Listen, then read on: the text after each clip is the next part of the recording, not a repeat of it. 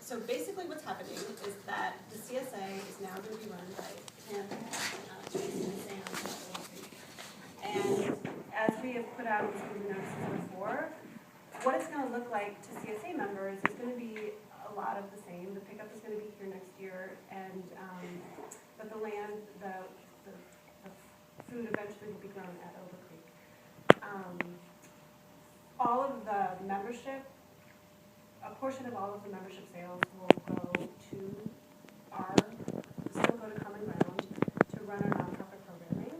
So the thing that we're really excited about as a board is the idea that all of the time and energy that we kind of used to spend going into the CSA and selling CSA shares and marketing CSA shares and all of that kind of stuff that we used to do, all of that time and energy now is going to go into the nonprofit program that we're going to be able to do and expand, which includes our education programs and then also the fair food programs. And what we're hoping that's going to look like is the education program will expand kind of into the schools, more into the community, in a way that will bring the farm kind of to people, in a way that kind of equalizes all the access to the farm, which is something that we wanted to do for a long time. Some of the other things that we'll be able to do is expand the mobile market, which we run with the Green Teens, and make that a bigger, more robust program. Another thing that's happened in Beacon over the last year is that the summer feeding program, which is related to the school district's free lunch program during the school year, has expanded from 1 site to 9 sites just in 1 year. So what we're hoping is that we can have a big impact on that program. And then also be able to give food to food pantries to a much more regular, in a regular way than we were able to do in the past. And then Fairground, the Fairground Community Cafe, right now we're their fiscal sponsorship, and so whatever programming that they do, we're hoping that we'll be able to provide food to them in some way. And then eventually, one of the things that the farm has done really well for many years, in part thanks a lot to Tim and how he's managed his interns, is the interns that we've had have gone off to do great things, to start their own farms, to work on farms, and so that's one thing that we really are interested in keeping up, but I think in the next year we won't be able to do that. But the farmer internship program is something that we're really interested in continuing to expand and foster.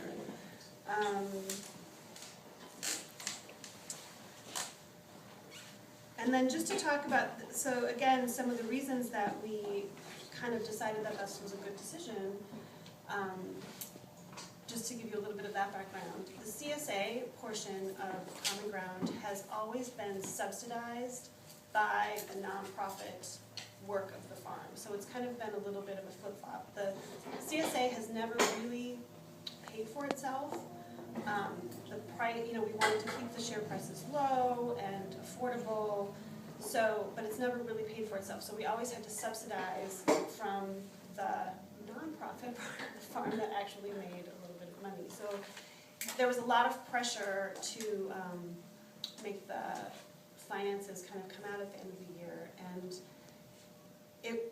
it was always a struggle, and it was not getting any easier. And what suffered mostly was the nonprofit programming. So kind of that was one of the big problems that we had. And the worst part of that is that, we weren't able to pay the farmers a living, like a healthy, living, fair wage. And that was one thing that was always a concern to everybody, throughout this process, throughout the many years of the farm. And then another big concern is the quality of the soil. The soil has been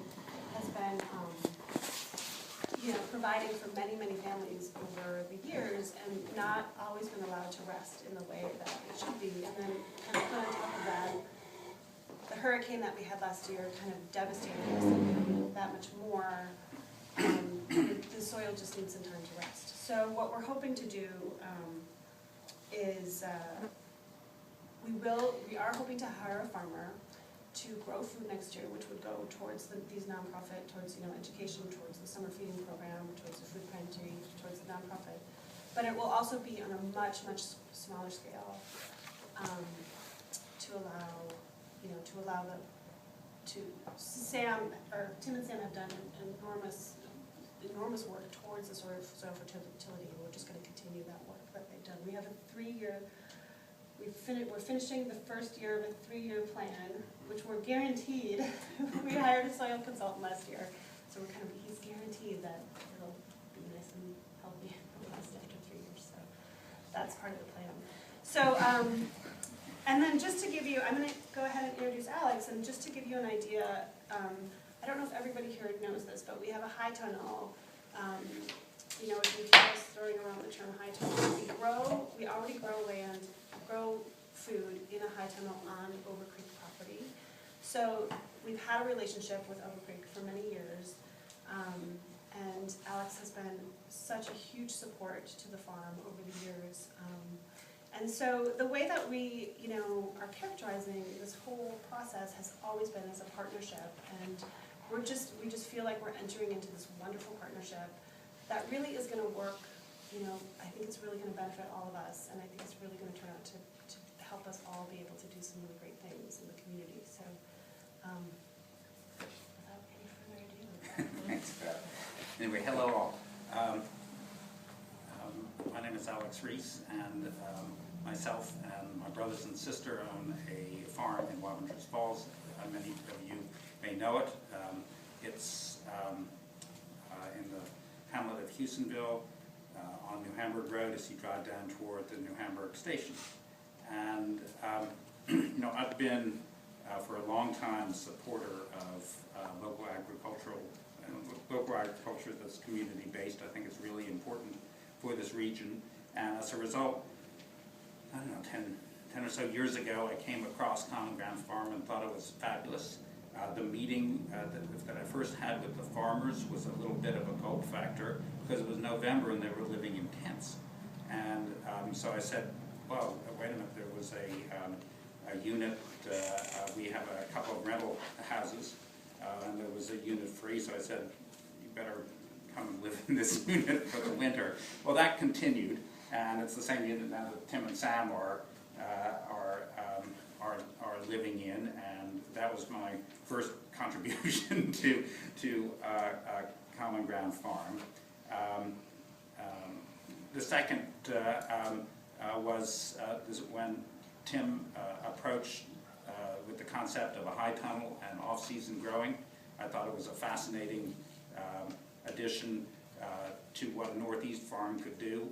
So I was very much in favor of experimenting, taking advantage of a Department of Ag grant and augmenting that to be able to acquire a high tunnel. And we sited it at the farm, and I think it was an eye-opener to me. It turned into what I thought was a really big success. I loved going out in February and sitting there reading the New York Times in a t-shirt with snow all around, and that was sort of fun. But there were a couple of things that I've noticed.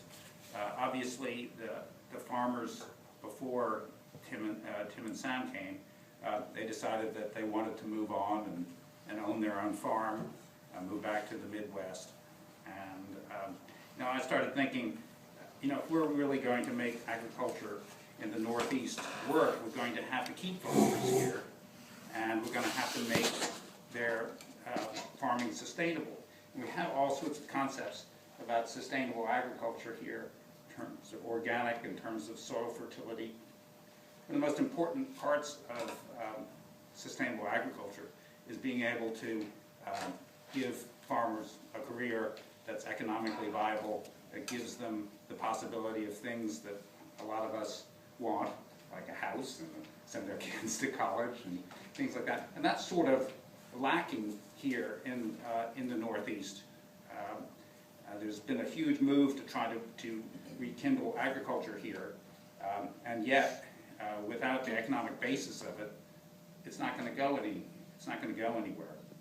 So when Tim and Sam started talking to me about that they may want to move off, I went, whoa, wait a minute. We have to come up with some reason to have you stay and to have a long-term career here in the Hudson Valley in this area. So that's when Tim and Sam and I started talking about the possibility of a partnership to look at Obercreek Farm as a real production farm for organic vegetables and perhaps other agricultural products. So that started the conversation going, and that's sort of why we're here to talk. Now, just to give you an idea of what our thinking is, we have, when we started looking at what would make an agricultural Northeast production farm economically viable, we decided that we really needed off-season and on-season growing. So we've invested in a whole bunch more, in 20,000 square feet of high tunnels, which is going to be for winter production, aimed at a metro market that's going to be cash generative. And then in the summer, we really want to have our field crops based around local CSA models, and hence the ongoing partnership with Common Ground Farm. I really believe that if you're in the farm business, it needs to be farmer-led, and particularly when you're in production crop business, it needs to be farmer-led, and Tim and Sam make the decisions, and I sort of wince or smile, but really, I mean, so we are very, very excited about the prospects of the future. We're sort of going. We know some of the answers. We don't know all the answers. We probably don't even know all the questions, but we're moving forward. Let me say that to me, personally, the Obercreek Farm will be soulless unless it has a strong community element. There is, we're not some big production group out in the Midwest or in California that's going to be providing a huge ton of commoditized product into the market. We have to still rely on community support to make this work. And I really look forward to our collaboration with Common Ground Farm to try to grow the CSA. Just so you are aware, in order to really make a CSA work, we really have to strive to double our membership over time to reach a critical mass. And that's what we'll intend to do. I will warn you that the fields at Obercreek are probably not going to be fully ready for another until 2014. We are doing fertility things at the moment in terms of plantings and plowing under and plantings and plowing under. This is a result basically of the fields having been hayed constantly for the past 30 years. And we did soil tests. Some of the fields were really good, but a lot of them were depleted, and we need a good year to build up the fertility. The investments are relatively high because we've had to invest in new tractors, the high tunnels, and we're going to have to deal with the horror of deer fencing, which is the bane of farming in this area. And but again, one of the big advantages of being at Obercreek rather here than here is we don't have to ask the state whether we can do this or we can do that. In fact, Obercreek's in an agricultural district. We don't even have to ask the town. We have a right to farm, and realize the right to farm is in the New York State Constitution, which is quite extraordinary, and sort of underlines how important farming used to be in the state, and hopefully again will be. I really appeal. I want the sense of ownership that Common Ground Farm has here. I want to engage in a process that makes you feel as connected